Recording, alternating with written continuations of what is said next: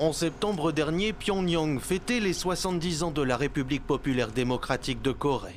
Et dans la tribune, ce jour-là, Benoît Kennedy fait partie des invités, arborant fièrement à sa boutonnière cet écusson à l'effigie du fondateur du régime et de son fils. C'est un signe obligatoire pour tout Nord-Coréen, mais que la dynastie des Kim remet aussi aux étrangers de confiance. Car à 42 ans, l'énarque ne s'en est jamais caché. Président de l'Association de l'amitié franco-coréenne et auteur de 2 ouvrages sur la question, pour lui, le régime de Pyongyang est tout à fait fréquentable. Une vision qu'il défend depuis plusieurs années sur les plateaux télévisés ou dans des vidéos en ligne, mais aussi dans les couloirs du Sénat, où il occupe un poste d'administrateur. Beaucoup de gens savaient qu'il menait à l'intérieur du Sénat, qu'il profitait de ses fonctions pour exercer un lobby.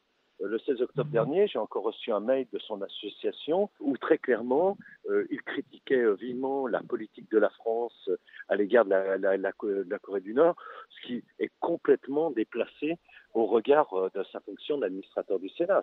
Mais tout cela fait-il de lui un espion à la solde de Pyongyang? Pour son éditeur, les soupçons des services de renseignement français sont infondés. Étant donné ses fonctions au Sénat, c'est-à-dire l'un des administrateurs d'une commission spécialisée en architecture et dans les jardins, je ne vois absolument pas de quel secret il serait le détenteur.